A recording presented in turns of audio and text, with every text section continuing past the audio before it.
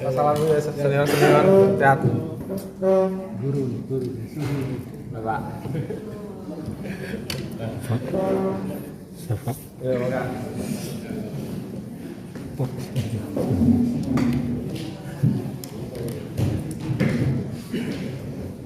Assalamualaikum warahmatullahi wabarakatuh. Bapak Ibu masih semangat ya? Semangat. Kita kehadiran tamu yang istimewa nih Pak, karena Pak Kaban sangat-sangat concern sekali terhadap pengelolaan sampah. Makanya beliau hadir sendiri dan memberikan materi langsung dari Pak Kaban. Jadi biasanya kita turun nggak usah sering turun. Untuk ini marilah kita simak apa yang disampaikan oleh Pak Kaban. Nanti mungkin ada diskusi satu dua kali untuk ini kami persilakan. Ini berapa jam ini? Secapainya Pak Acan dah. Oke. Nah, saya pengen berdiri boleh nggak? Boleh Pak, boleh. Ya. Pak sini mana enak Pak? Ya. Di sini siapa enak kita lihat. Assalamualaikum warahmatullahi wabarakatuh. Waalaikumsalam warahmatullahi wabarakatuh. Yang mana Pak? Kayaknya Bagus Pak. sampai sore tidak melepas ya. Ya. Assalamualaikum warahmatullahi wabarakatuh. Waalaikumsalam warahmatullahi wabarakatuh. Alhamdulillah ya. Masih semangat ya. Semangat. Kalau saya bilang pengelolaan sampah digoyang, jawabannya asik. Oke. Ya, sore-sore hari ini pengelolaan sampah digoyang. Asik. Digoyang. Asik. Tepuk tangan. Oke, yang saya hormati, saya cintai, saya banggakan, ini kan teman-teman aktivis sampah ya, gitu ya. Dan saya selalu menjadi inspirasi sebetulnya. Saya kesini bukan karena saya yang punya kemampuan di bidang pengelolaan sampah Pak, Ibu semua. Justru saya terinspirasi pasti ketemu orang-orang yang hebat. Tadi saya ketemu dengan Pak Atis, ada yang kenal Pak Atis Tardiana, mantan kabin pengelola sampah Pak. Siap. Beliau dengan saya di Tata Bangunan. Kata dia, saya kerja di Tata Bangunan itu hampir 8 tahun. Kemudian kerja di lingkungan 2 tahun. Dan sampai saat ini yang terhubung dengan beliau, walaupun dia sudah pensiun Pak, hanya orang-orang aktivis itu. Sampah. Hanya orang-orang. Beliau dengan saya dulu bikin gerakan anti plastik, gitu ya, bikin bank sampah itu dan lain-lain. Karena itu sesuatu yang luar biasa. Saya cerita dulu sebelum kesini. Dulu Pak, saya jadi kepala cabang, ya, di Cipta Karya dulu, mengelola salah satunya sampah. Yang pertama sekali yang saya lakukan di hari pertama adalah naik truk sampah dari Masjid Atta-Awun, kami dibuang ke Galuga. Pas saya naik, itu si mobil itu gigi satu Pak, gigi satu, di belakang sampah banyak, terus gigi satu. Kamu buat gemetar Pak. Ini nyampe lagi, bayar ini mau kemana? Ke Galuga jauh. Bayangkan dari puncak gunung kemudian dibuang. Bergetar dengan gini, kalau gitu kita harus ada asuransi. Katanya tadi asuransi ada kan nggak harus. Kalau dengan kesehatan ya, zolim loh Bapak. Benar itu. Saya pun bilang begitu. Sok gimana? Nggak disetujui. Dan ternyata kejadian. Gandong itu belok, blok gitu. Kemudian dia sakit. cocok dioperasi kepalanya. Sampai segitunya Pak, berjuang orang yang membuang sampah gitu. Gitu ya. Dari situ kita dapat pelajaran bahwa membuang sampah itu kelihatannya tidak terlalu cocok dengan topografi Kabupaten Bogor yang seperti ini. Gitu ya. Saya dengar kan ada dari BUMDes ya, Ibu Bapak ya. Dari pengusaha ada pengusaha di industri. Sobat Cung. Ada dari industri atau ada dari desa? Banyaknya. Dari desa ya. Jadi pas ya. Jadi kebijakannya ada yang salah. Harusnya dikelola di hulunya, ya. Di hulunya kita kelola, kita kembangkan gitu. Waktu itu tahun berapa? Tahun 2001 Pak. Saya waktu jadi kepala cabang 2001. Ternyata sampai 20 tahun kemudian berubah. Ya. Ada perubahan sedikit masalah itu. Jadi itu kalau dari saya, mudah-mudahan ini menjadi penyemangat Bapak Ibu semua. Syukurlah tidak ada dari dinas, tidak ada kan? Karena penggerak itu dari Bapak Ibu semua sebenarnya. Saya tambahkan begini, APBD kita itu hampir 11 triliun, tapi dibandingkan dengan PDRB, ya masih PR kan, Pak? Masih ya? PR. Dibandingkan dengan PDRB kita atau uang yang berputar di Kabupaten Bogor itu hanya 3%. Berarti 97%-nya ya ekonomi Kabupaten Bogor itu digerakkan oleh pihak swasta. Gitu. Jadi jangan begini mengharapkan ini bantuan Pemda mana duitnya letik sebenarnya. Letik banget. Ya, tapi kolaborasi itu yang perlu kita kembangkan. Kalau kita bersandar APBD, gitu ya, ini akan beres-beres semua masalah. Karena dana terbatas. Oke, itu ya poin pertama dari saya. Itu sebagai pengantar bagaimana kebijakan dan strategi pengelolaan sampah 20 tahun ke depan. Iya panjang ya, 20 tahun ke depan gitu. Mudah-mudahan bisa mengevaluasi 20 tahun lalu. Karena kan saya juga 2001 dulu, 20 tahun yang lalu ya pengelolaan sampah berubah kira-kira. Sekarang teknologi makin maju, maksudnya bapak-bapak yang semua, para pelaku lah sebenarnya yang lebih jago daripada kita ini di pemerintahan. Karena bapak ibu kan semua udah mempraktekkan semuanya. Tinggal kemampuan menyuarakan, kadang-kadang yang berani menyuarakan ya. Apa yang dipraktekkan keseharian itu yang kita terima. Gitu ya Pak. Jadi kalau dibalik ya, masih tahu. Mungkin mereka tuh lebih pintar daripada kita di pemerintahan. Gitu ya Pak. Oke, saya sekilas saja. Coba lanjut. Terus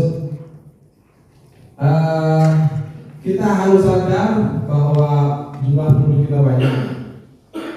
Sekarang udah 5,6. Tadi saya paparan di DPRD, sekarang udah 5,6 juta jiwa. Ya. Banyak banget. Kita adalah kabupaten terbanyak jumlah penduduknya. Dan 80%-nya anak muda. 20%-nya nukarolot. Nukarolot ya. Itu Pak. Sekarang posisinya. Kami nih PNS 80%-nya yang tua, generasi X, gitu. Sementara generasi Z, generasi milenium itu 20% kembali, gitu.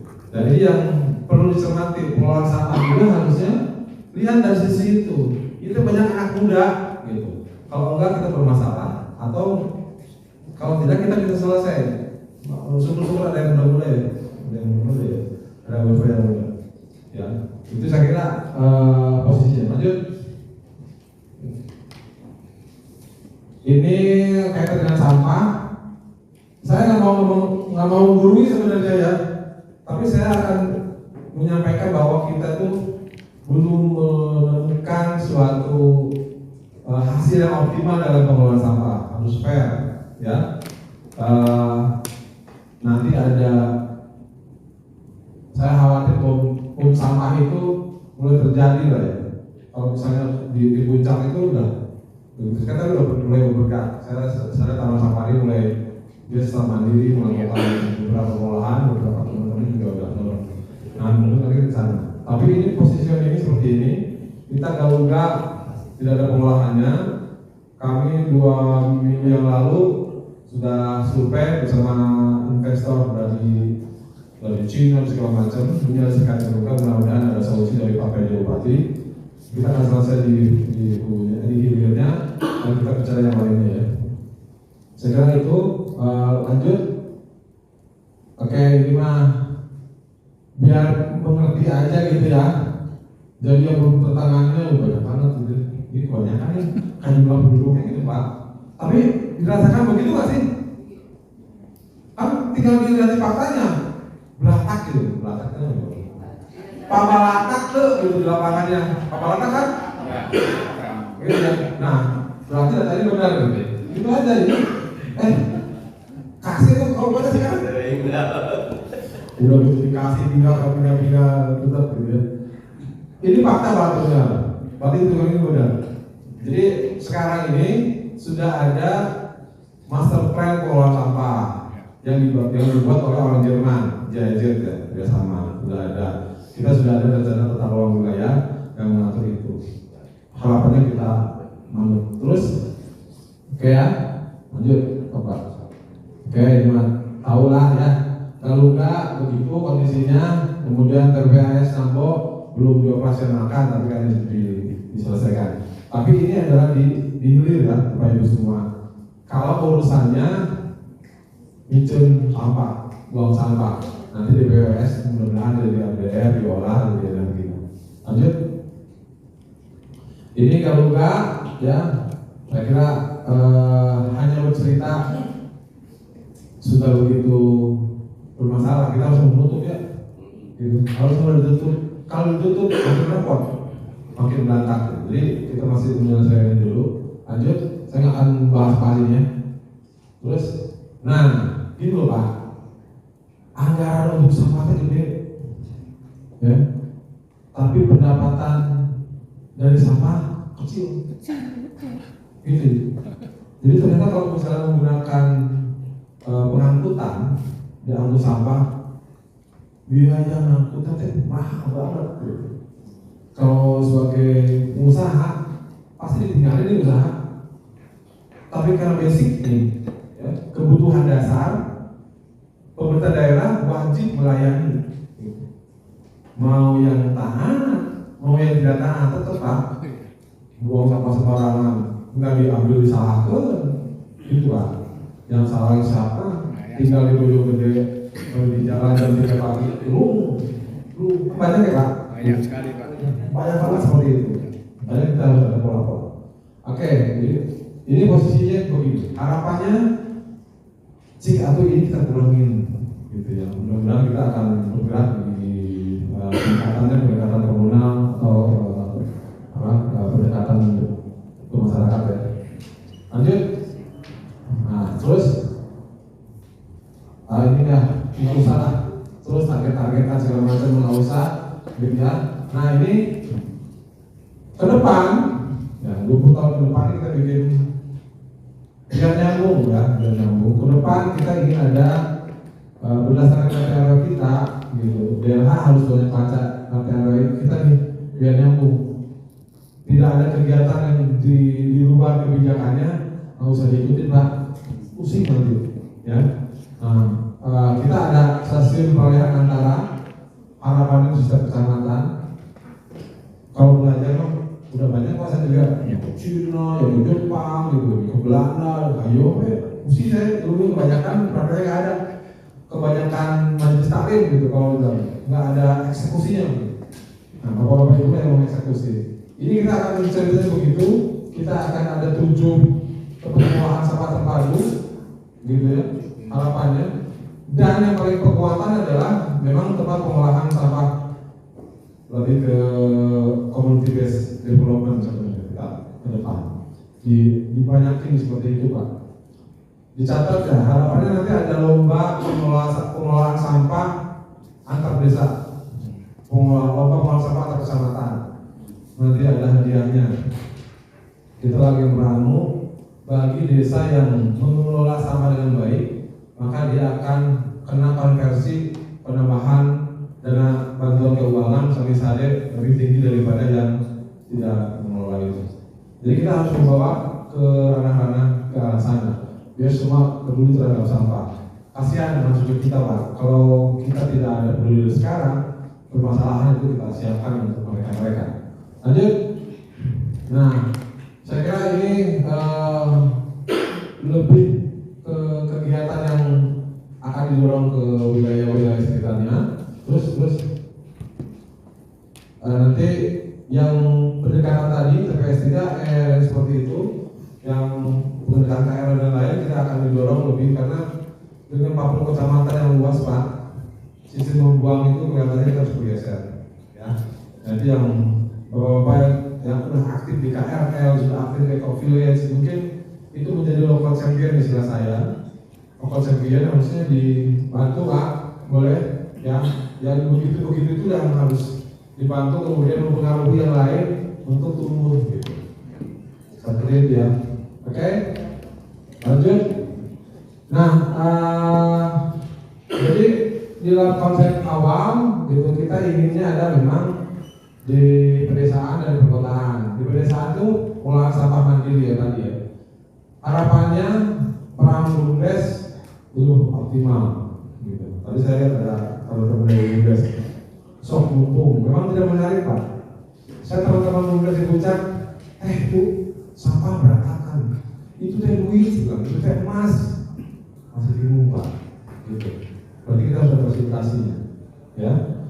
Dulu waktu KRL saya jadi juri KRL ya Pak, masih ingat Bapak? Saya ingat. Tentara di Bekang itu, dia bayar listriknya udah pakai sampah, gitu. Sampah plastik dikumpulin, tukang sampah jual, dia bayar listriknya pakai toilet dari sampah Pak, muter, gitu. Ternyata bisa. Ya, saya kira itu ya. Hal-hal kecil. Jadi kalau kata Greenpeace itu think globally act locally. Berpikirlah agak global, luas, tapi lakukan tindakan yang kecil yang saat ini terhadap diri kita. Itu yang saya kira yang harus dilakukan. Nah ini yang mencoba untuk pendekatan ke sana, karena nggak mungkin jauh di pedesaan. Saya pernah jadi kelas abang sampah. Kita karena kelas sampah ini lebih liang, gitu Pak. Sampahnya sedikit, orang di Baduleman, gitu. Nggak tahu lah dampaknya dibakar segala macam ya. Plastik mau apa dengan santai, dan kemudian akhirnya biaya kesehatan kita itu Kabupaten Bogor 1,3 triliun, 60%-nya itu untuk membiayai orang yang hidup tidak sehat, gitu Pak. Tidak peduli dengan sampah, gorong-gorong diisi sampah juga menyalahkan Pemda, bukan dibersihin barang-barang. Ternyata, coba kalau 60% biaya itu Pak, berarti kan hampir di 800 miliar ya. Kan bisa dipakai yang lain gitu, ayo pengobatan gitu. Nah, saya kira hal-hal prinsip itu harus dipahami secara bersama-sama. Dan ini pernah saya sampaikan di LIPI. Pesertanya ya Pak. Inovasi yang muda-muda ini yang belum. Nah, jadi saya kira kebijakan konsepnya seperti ini. Jadi bank sampah, KRL kita coba kembali. Nah, kalau udah konsep itu kita dorong nanti DLH arahnya ke situ. Gitu, di pedesaan seperti apa, di desa ini seperti apa, kemudian kita lombakan, kita kasih reward, hadiah, sekolah, gitu ya. Diajakin main ke pengolahan sampah di Singapura itu ada public utility bureau. Bagaimana mengelola kita BAB gitu ya, BAB diolah si BAB-nya yang padatnya dijadikan reklamasi.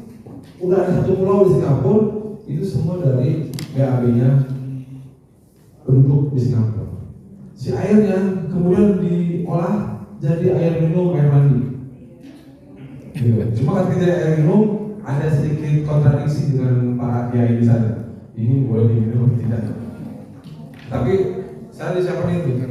gitu. Jadi itu yang dilakukan, gitu. Bisa muter karena memang Singapura kecil. Nah, misalnya ya Pak, nggak apa-apa Bu, Pak Hendrik, hadiahnya berangkatkan gitu, yang seperti itu. Jadi menambah ya, mengelola sampah itu menarik, gitu, menarik, wawasan, begitu Pak. Jadi jangan hadiahnya bakar, mulai sedang gawe Pak. Lu nggak sih? Biasanya kan gitu ya. Jualan kayak bakar, kalau video aja, kayak ya bakar, kemudian kapasitas wawasannya nambah, kan begitu ya, gitu ya, kebahagiaannya nambah, gitu. Jadi kalau diuji indeks kebahagiaan para pengelola sampah 98%, gitu, karena dibantu oleh pemerintah daerah, begitu ya. Oke, saya kira itu yang menjadi. Mudah-mudahan itu bisa pada saat berikut ya. Kita lagi mengelola yang lain-lain. Oke, kemudian yang kalau di perkotaan itu kita lagi diskusikan dengan perumahan-perumahan besar, kita coba ya. Jadi kan kalau pertama kan masih bisa dipilah ya, besar atau gini ya, bisa dipilah. Jadi ini menjadi konsep prolog saya tadi cerita tentang narik sampah, naik truk sampah dari Atta Awun gitu. Itu cukup pengalaman mengambil kebijakan harusnya begitu sampai ke Garuga. Nggak tahu kalau pejabat yang lain apakah begitu naik gitu. Saya langsung naik kan gitu. Di depan ada ban, ngerikan. Saya kira ini kebijakan yang konsep awal mudah-mudahan bisa diterapkan dan harus diwujudkan di RPJMD pertama Pak Hendrik ya 5 tahun ke depan. Tahun mulai langsung ada perlombaannya tahun depan. Lombanya bisa dinilainya nanti di Oktober gitu, nanti dikasih penghargaannya di akhir tahun. Lombanya di tahun hari kerja bupati. Jangan lah, biar setahun nanti bapak-bapak dikasih fasilitator, termasuk yang kalau sudah jago ya dikasih honor. Nah itu Pak setuju tuh Pak. Setuju tuh Pak. Dengerin ngobrol aja.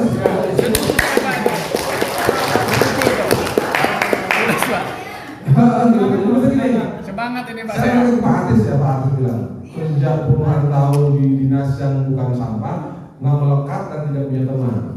Tapi 2 tahun di daerah dia udah melekat dan banyak teman. Ketika jadi pensiun dia nggak pusing karena teman-temannya mengolah sampah, penggiat sampah, penggiat lingkungan begitu. Nah itu kan local champion. Ya. Local champion itu ya jadikan fasilitator, gitu, fasilitator desa. Gitu maksud saya gitu ya. Honoran, gitu honoran. Ada kok honornya? Gitu minimal 150.000 sehari. Asli, gitu. Saya yang tetapin standarnya waktu itu. Tinggal kebijakannya berpihak atau tidak. Saya harap 2025 ya. Kita mainkan itu. Jadi bupati baru, ya. Kemudian dia mendapatkan pendekatan baru, didukung oleh Kapolres itu semua. Setuju? Setuju. Ibu bapak juga ada hasilnya. Lanjut.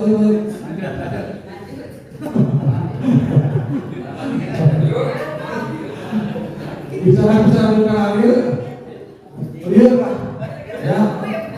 Ini bagiannya DLH, asal DLH sejalan dengan rencana yang sudah disusun, itu aja. Jadi kalau misi 2025 kan sudah ada master pengelolaan sampah, kan sudah ada rencana tata kelola wilayahnya, ikutin aja itu Pak, gitu. Kalau enggak itu diserempet oleh teman-teman di DPRD segala macam pusing. Ya, kita lagi coba membenahi pokir itu dibatasi Pak, segala macam. Nah kita coba untuk presentasi ke masyarakat. Lanjut. Oke, sudah ya, terus? Sudah kan? Ya. Nah, saya kira sudah prinsip dasar bahwa sampah itu tidak bisa diselesaikan dengan pikiran aja, tapi harus dengan hati dan praktek langsung Pak. Praktek langsung, iya. Mulai saat ini saya agim gitu ya. Mulai saat ini saya dulu punya profesor kalau ekskursi itu ke lapangan, dia makan permen, masukin saku. Gitu terus saya perhatiin aja gitu. Apa-apa masukin saku. Jadi di jalan kalau kita mau buang, dia mau numpuk pak. Gitu, agenda lu kali ya. Gitu ya. Kita zaman dulu. Betul tuh Pak. Kalau saya di ruangan saya udah ada botol-botol gini pak. Ya jadi pakai gelas. Gitu tuh. Jadi Ini udah membahas pengelolaan sampah berlakunya nyampah. Iya, ini malah nyampah ini. Ya gitu ya. Nah, kan. Tumbler dua tumbler gitu. Setuju. Nah itu saya kira ada penekanannya bahwa pemerintah daerah Kabupaten Bogor ada hasrat untuk memperbaikan ke depan karena dengan jumlah penduduk yang besar, kita dekat dengan Jakarta, kita 50% ya kita ada di hulu Jabodetabek. Kalau kita tidak bisa mengelola, kita dipersalahkan atau dampak kita cukup merusak wilayah hilir sekitarnya. Saya kira itu perlu bersama Bapak Ibu semua yang praktek ya. Teman-teman dari industri, saya tadi dengar juga ada, saya sih mempersilahkan misalnya di daerah Gunung Putri, sok berkumpul menjadi konsorsium tersendiri, mengolah sampah tersendiri kalau saya ya, gitu. Silakan mau ngolah sendiri segala macam silakan. Jadi yang penting masalahnya selesai, anggaran kita tidak masuk menangani sampah-sampah industri, silakan. Kita sedang mendorong juga perumahan-perumahan besar, mereka mengelola sendiri. Yang penting kan masalahnya selesai. Gitu. Kalau bisa, ternyata bisa, bikin sendiri. Kita akan bikin badan pengelola kawasan pak. Nah itu kan silakan. Kan kalau pemerintah daerah itu dulu fungsinya regulator, bikin aturan, salah. Itu dulu fasilitator. Tapi sekarang udah bergeser menjadi akselerator. Kalau ada inisiatif dari masyarakatnya, ya kita dorong apa gitu. Saya kira itu ya penutup dari saya. Mudah-mudahan ini berapa minggu di sini? Mudah-mudahan Bapak Ibu semua mendapatkan ilmu yang bermanfaat, ya, mendapatkan teman-teman baik, ya, yang lebih baik lagi. Kemudian apa yang diperoleh di sini bisa dipraktekkan ya Pak. Amin. Pengorbanan Bapak Ibu semua saya kira luar biasa, meninggalkan keluarga, ya, keluarga atau enggak ya? Saya lebih senang gitu. Dan meninggalkan anak, istri, suami, mungkin dari beberapa yang tadi ada beberapa pincu, tinggal pincu dan lain-lain. Mudah-mudahan ini menjadi keberkahan. Ya, saya kira demikian dari saya. Assalamualaikum warahmatullahi wabarakatuh. Ada Pak, ada. Terima kasih Pak Kamal yang telah menyampaikan materinya. Sedikit ya. Memang benar apa yang